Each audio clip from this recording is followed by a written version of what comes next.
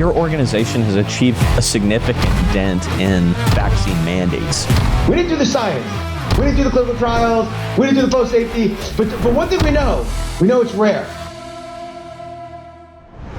Hello, and thank you for joining us. Here we are for Shot Callers Live at the Republican Party Convention of Texas in Houston. I am here with Jon Bonck, GOP nominee for Congressional District 32. Thank you so much for joining us today. Thank you so much, Carrie. I'm honored to be here and very thankful for all the work that y'all are doing.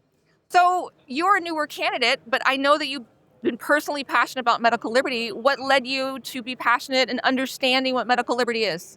Yeah, no, absolutely. So I have an 8-year-old daughter, 5-year-old son, and like many parents, you enter parenthood, and you want to lean on your professional, your healthcare professionals to help guide you.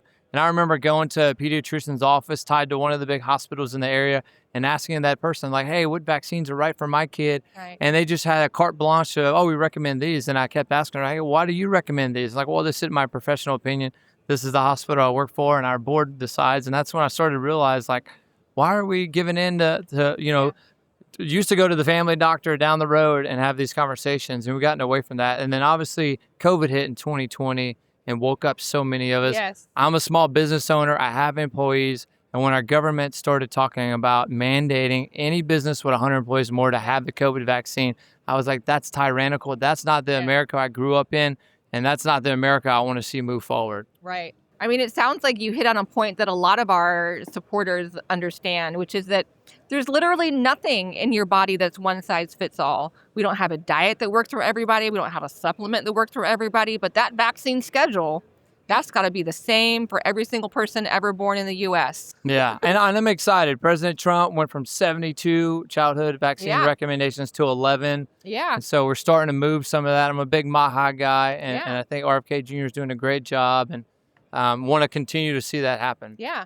And the continued pushback against making that change lets us know that even though we've had a lot of wins, there's so much work to do. Like here in Texas, like why do you think medical liberty matters so much? Yeah, I think just the attitude of being a Texan is like, I decide what's best for me. I decide what's best for my family. I decide what's best for my kids. And so parental rights, whether it's in a classroom or in a doctor's office, families want to decide what's best for them. So businesses that want to mandate a vaccine, or camps that want to mandate a vaccine, or schools that want to mandate a vaccine, that's not America. You know, Patrick Henry said, give me death or give me liberty. Yeah. And so we need to live in a country of liberty. That's how we were founded. 250 years. It's the birthday of our country coming up. I want to see another 250 years of liberty and freedom in this country. Absolutely. Yeah. So as you've been campaigning, this is your first big campaign, and it's a big campaign. Have you encountered families that have been adversely affected? Have you heard any stories of people experiencing medical tyranny or issues here in Texas as you go around? Yeah, no, absolutely. I think a lot of people that I met on the trail, they just woke up. They're like, hey, I'm not really involved in politics. I wasn't really involved in my kids' school.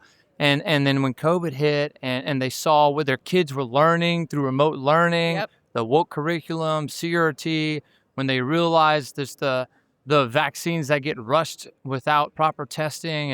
And what I've always wondered, and I'm not on the fence of like, hey, this causes all sorts of disorders, but no one's done the research of these cumulative impacts of vaccines, right? Yeah. You take the MMR, I mean, they have the chickenpox vaccine. Like, I don't see why we have that. Yeah. But anyway, you take these 7, 8, 9, 10 vaccines, and what's the cumulative effect of all those chemicals coming into your body over a 20, 30-year lifespan? And now we have more cancer. We don't know. Correct. We've never done that We research. don't know.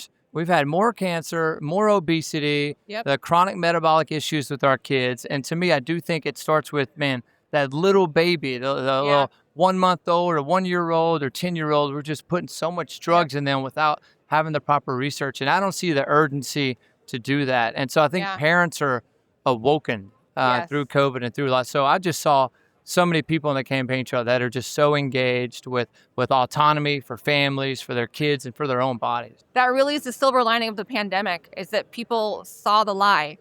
Correct. And they began to understand, wow, if I don't get involved, this is my future. And that future was horrifying for a lot of people. And so I'm glad to see candidates like you coming along. I mean, at the federal level, how do you think you'll be able to help advance this cause? I mean, you're going to have to face some really tough fights.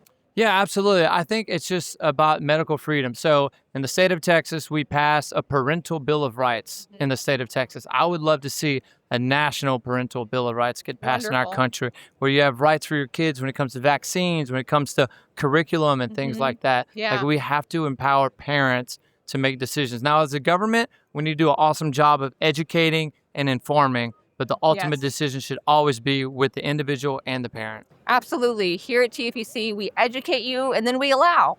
You can decide whatever you want to do. That my responsibility ends when I have informed you thoroughly. So when you think about medical liberty, like, finish this statement. Medical liberty means Medical liberty means I choose, period, right? No one else is involved in the equation except myself, my conscience, my own education, my own insights, what I want. So it's I choose. well said. Yeah. Thank you so much for your time. I really appreciate you taking the time to stop by. Absolutely. Thank you so much, Carrie. Make sure that you continue to watch us as we interview more people throughout RPT. And I'm looking forward to seeing you next time. Thanks for tuning in.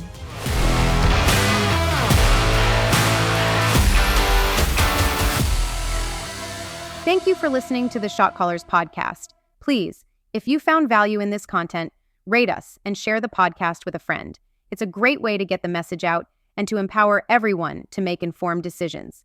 Until next time, never forget, we are the Shot Callers.